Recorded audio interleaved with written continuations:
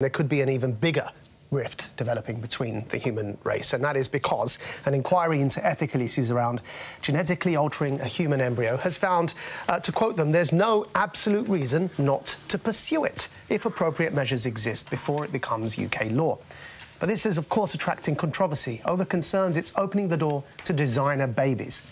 Heritable genome editing, currently largely prohibited by UK law, could be used to wipe out genetic diseases by deleting or permanently changing code in embryos or the sperm and egg. The most controversial aspect, however, concerns the potential to introduce changes to the germline, permanent DNA alterations that would pass down the generations. Advances in science have a long history of raising the spectre of mad scientists seeking to create their very own Frankenstein. It is wrong to discourage scientists due to fearing caricatures. But though science must march on, it is impossible to ignore the dangers in creating a superior race of GM human beings, or superhumans, if you will. Ethical issues aside, the political consequences of this alone are grave. If proceed we must, then it is with the gravest of caution that we should go.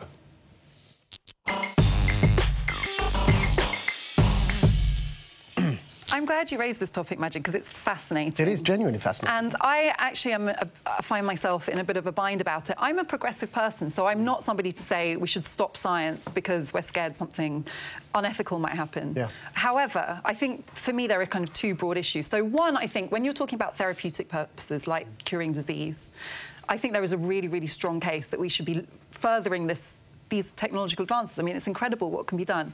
The issue for me is safety, because there's still lots of unknowns about this. So the two I know about, there's one called off-target edits, where you get it wrong, basically, and there's another about mosaicism, where you edit the gene in one place, but other places aren't edited, and you don't know what's going to happen when they all get patched together. That's one.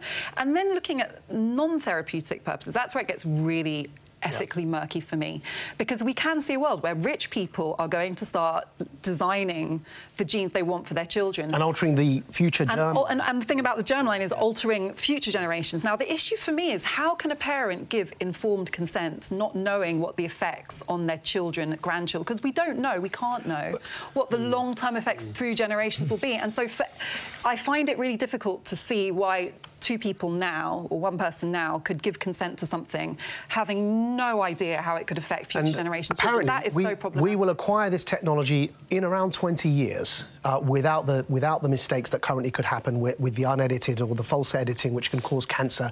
But all of that technology will, within 20 years, get to a point where this can actually be done. There's an interesting quote from which convinced me, I think, from Maajid, who is the Executive Director of the Centre for Genetics and Society, who just said, the bottom line is that the Nawaz report, which is suggesting this, rolls out the red carpet for a future in which the children of elites who can afford purported genetic upgrades are treated as superior to the rest of us. A society of genetics haves and genetic have-nots. We need meaningful public empowerment on decisions about whether a world of genetically modified children is one we want at all. Sounds scary, doesn't it? It does sound scary. The interesting question is it going to happen anyway? I think so. That it'll happen, that there will be a society that's why I said if this thing will be allowed to happen. Well, it will happen. People will just go to that. Well, because Putin's not going to give a damn. He'll do it, and I think it will begin with military experimentation. Well, OK, so which leads me into my question, because I sense you're more genned up on this than I am. How does this differ from what the Nazis did with eugenics? Or it doesn't differ from... Well, the Nazis tried to do it through breeding, right, and extermination. Well, and extermination of this is through design, and but the end goal is, if it's misused, the end goal would be the same. So children with what's known as Down syndrome, would they be screened out? Well, you just remove the gene. I mean, there is already a certain amount of selection, because they offer you they offer you the option of aborting a baby. Which is not 100%. That's the less controversial element, or the worse end. On the worse end of it, you could start saying, OK, if we can, which is the germline debate, if we can start altering all future generations, I want to create a species of human beings that are stronger, faster, smarter, disease-free is what I took from what you said. But also from their DNA sequence will be taller, smarter, which is what Hitler's vision was, right? But if you believe that, it is inevitable Well, it's somebody's going to do it. How do you? I mean, do you control? Well, how do you control it? It is about. So, as I've spoken about before, I was recently considering getting a sperm donor, and then I started to think, what is, when I started to think about my child, what attributes would I have liked the donor to have, and all the rest of it. And I found myself getting slightly carried away, and I had to stop and have a word with myself, because I was almost sitting there going, well, I want them to be like this, like this, like this, like that. I don't want that. I want this. And then I was going, all right, and I only want to have a girl. And then one of my friends had to say to me, Michelle, like, what you really want is ideally a healthy child. And it really...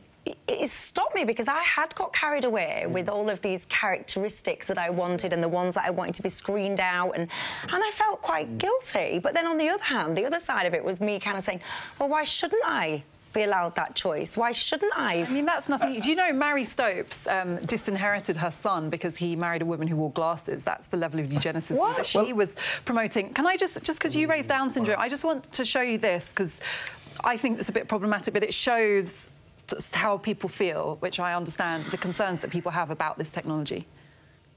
When you start to say that certain people should exist and other people should not exist, it really opens up a whole kettle of fish.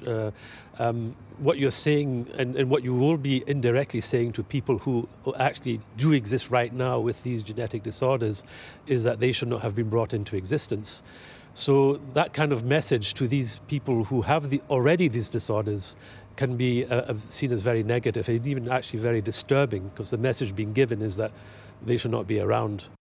I mean, obviously, this is completely different to doing anything to people who are already alive and have certain conditions. But I can understand the messaging, which is and it goes to the therapeutic and non-therapeutic, the idea that it's desirable to create people who are perfect rather than accepting that part of humanity. Has anyone here seen District 9, the film? No. So it kind of envisions a future based in South Africa, but, I think that's just more poetic, but it envisions a future where this happens and you have two species of human beings. And I genuinely worry, because actually the kinds of controls, whatever controls the Nuffield Council, and I'll show you something they said, but whatever controls we put in place here, as I say, the North Koreas of this world or the Putins of this world won't give a damn for those controls. And if it's going to happen anyway... And what's the conclusion of that film? What happens in the end? Presumably there's a world war breaks out. Yeah, there's a huge war that erupts. But of course, the thing is that the problem is that if it does lead to a point where you've got smarter, faster, stronger human beings and the poorer people that can't afford that, of course, the technology will be on the side of the faster, smarter ones. Can we get them ready for the next World Cup? Is that pushing yeah, that's the well, it will start with the armed forces, I tell you. But this is what the Nuffield Council say. They've got some, they've got some views on this. They've said that whilst there is still uncertainty over the sorts of things